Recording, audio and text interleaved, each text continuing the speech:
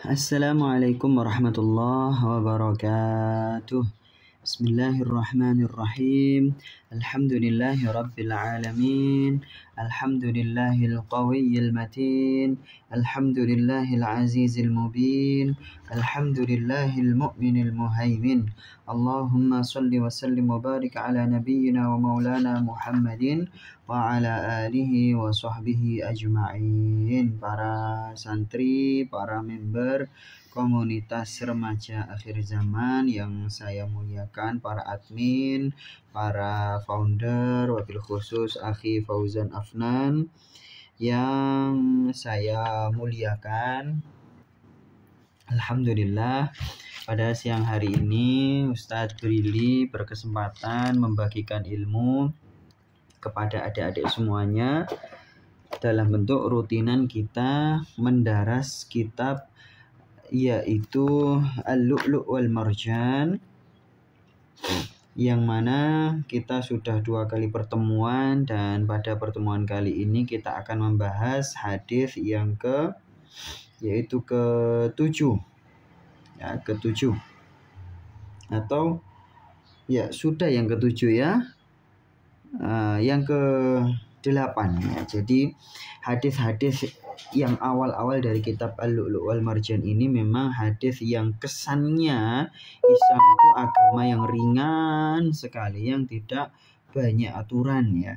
Dan itu memang bagus untuk kita jadikan prinsip ketika kita mendakwahi orang-orang yang baru saja masuk Islam, atau kepada kita yang sedang futur, sedang hilang semangat ibadahnya ya. Jadi Islam itu ada saatnya kita praktikkan secara ringan, secara nikmat ya. Kadangkala juga kita harus bersusah payah di dalam mengamalkan agama Islam sesuai kondisi, sesuai kemampuan, sesuai kebutuhan ya.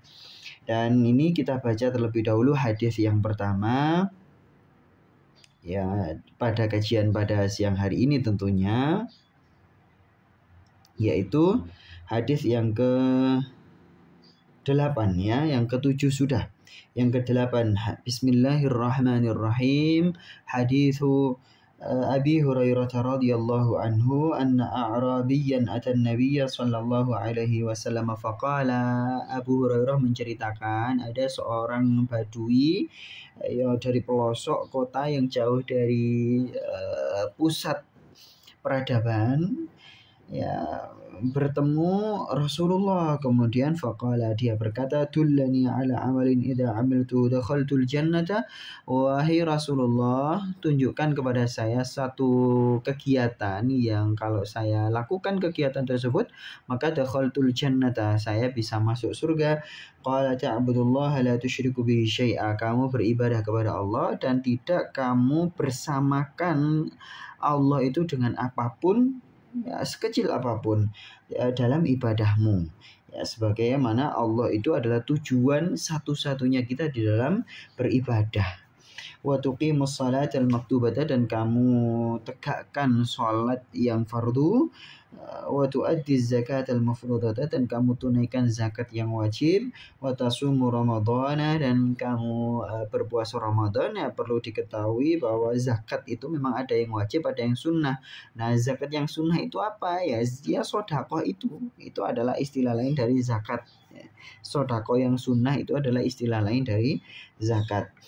Qala, kemudian badui tersebut berkata, walladzi nafsi biyadihi, demi zat yang jiwaku berada di tangannya yaitu Allah, la azidu ala hadza, aku tidak menambah sedikit pun dari kegiatan-kegiatan tersebut ya. Jadi dia hanya di dalam berislam itu hanya beribadah kepada Allah, mendirikan sholat, menunaikan zakat, kemudian berpuasa Ramadan ya. Adik-adik para santri tentunya bertanya-tanya, kok tidak ada syahadat, kok tidak ada menunaikan haji ya kan, kok tidak ada ya. Nyatanya seperti itu. Potensinya sebenarnya adalah peristiwa perjumpaan Rasulullah dengan badui ini ketika belum diwajibkan haji ya, belum diwajibkan haji. Nah, tentu saja kalau soal syahadat ya, namanya orang bersaksi bersyahadat itu kalau sudah menunaikan sholat, beribadah hanya kepada Allah, yaitu sama dengan syahadat, ya, sama dengan syahadat. Apalagi di dalam sholat ada syahadat, ya, seseorang yang bersyahadat tapi tidak sholat, tidak berzakat, ya tetap syahadatnya berguna. Jangan bilang tidak berguna, ya tetap syahadatnya berguna dan dia juga tetap muslim. Kalau mengingkari sholat, ya, bahwa sholat itu tidak wajib, bahwa puasa Ramadan itu tidak wajib, nah, baru dia itu syahadatnya tidak berguna dan dia kembali murtad lagi.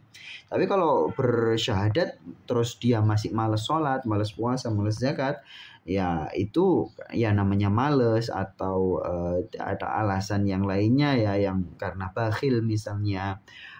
Pokoknya tidak mengingkari, ya dia tetap muslim. Qala, kemudian falamma walla, ketika orang Arab Badui tadi itu berbalik, ya pergi meninggalkan Rasulullah. Qala Nabi sallallahu alaihi wasallam, maka Nabi bersabda, man sarrahu ay yanzura ila rajulin min ahlil jannati, siapa yang senang bisa melihat penduduk surga, ya fal yanzur ila hada, silakan lihat orang tersebut, ya. Jadi dari hadis ini kita menjadi tahu bahwasannya mengamalkan Islam itu sepanjang sesuai koridor, ya, sesuai ketentuan, ya, walaupun tidak sholat sunnah, tidak puasa sunnah, tetap masuk surga. Tapi harus disadari, ya, namanya orang yang masuk surga dengan banyak amal dan orang yang masuk surga dengan sedikit amal, tentu saja surganya berbeda, fasilitasnya, cepat atau lambatnya masuk surga juga berbeda, ya kan.